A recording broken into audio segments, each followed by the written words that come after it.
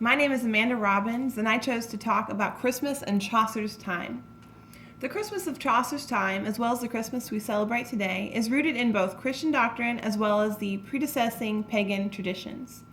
The actual date of Jesus' birth was not recorded in the Gospels, but it was common practice around the 4th century for emperors to celebrate their birthdays on arbitrary dates. December 25th was selected as the date of Jesus' birth, since he is an emperor, sort of. This choice was very strategic, since this date also coincided with several pagan feasts. 3 pagan rituals seem to be the most rooted in Christmas tradition: Saturnalia, Calends, and Yule. Saturnalia was a winter celebration for the Roman god Saturn. Calends was a festival on the first day of January that was created to appoint government officials. Yule indicates a month-long midwinter German tradition featuring feasts, sacrifices, and drunken debauchery.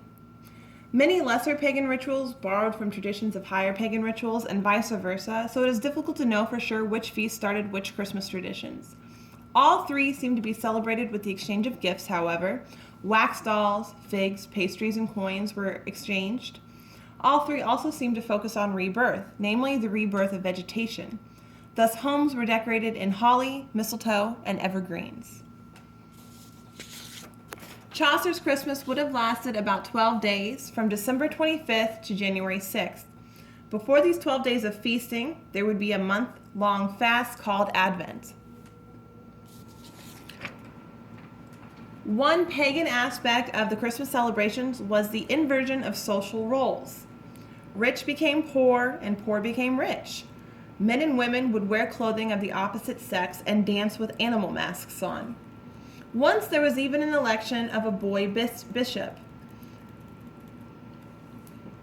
Who presided over church processions, where he preached about wishing all of his school teachers would end up in the gallows of Tyburn. December 28th was actually a troubling day in Christmas history. It was deemed Childermas Day or Holy Innocents' Day, and it marked the day that King Herod ordered that the babies of Bethlehem be killed.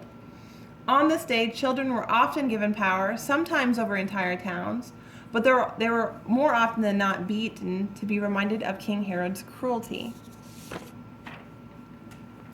The origin of the Christmas tree is hard to pin down as either pagan or Christian. Pagans used evergreens to celebrate eternal life and resurrection. However, on December 24th, or what we call Christmas Eve, medieval people would celebrate a feast for Adam and Eve, where a tree would be decorated with apples. Nativity scenes also became a bigger deal around this time, but they didn't always feature a stable. The crib was the most important feature, and apparently St. Francis set up a rather famous nativity in a cave. These cribs were usually set up for plays and reenactments, and these reenactments are the primary reason the story of Christ's birth is the vivid story it is today. The 3 magi were given backstories, and the influence of angels was given much more emphasis. More importantly, Mary's role in the Christmas story was much more developed and defined in this period. It had only been recently decided by the church that Christ was both man and God, and that he had been both man and God from birth, not merely as a result of his baptism by John the Baptist. Thus Mary became Mother of God. Many songs celebrated her sacred womb and exalted her as a holy symbol of virginity and maternity. Traditional Christmas foods were pastries and pies soaked in alcohol to add sweetness and to preserve them. As far as meat goes, the Yule boar seems to be the centerpiece of Christmas meals. Sometimes people would eat actual boar, or they would just bake pies in the shape of a boar.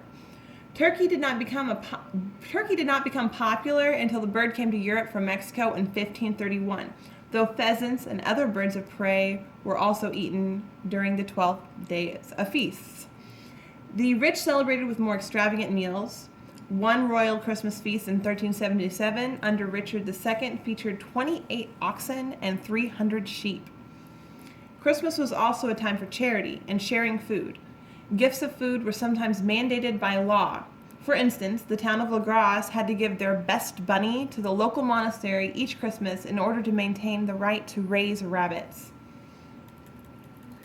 Most of the traditions I discuss occur on one of the 12 days of Christmas, not necessarily on Christmas Day itself. However, historians do know that on Christmas Day people attended 3 masses, one in the early morning, one in the afternoon, and one in the evening. These masses often followed a theme of threes. A 14th century bishop of Rochester links them with the 3 ages of human history. More often, however, they were linked to the 3 meanings of the Nativity: the Angel's Mass, the Shepherd's Mass, and the Mass of the Divine Word. That's all I have for you guys today, and I hope you enjoyed it. Have a Merry Christmas.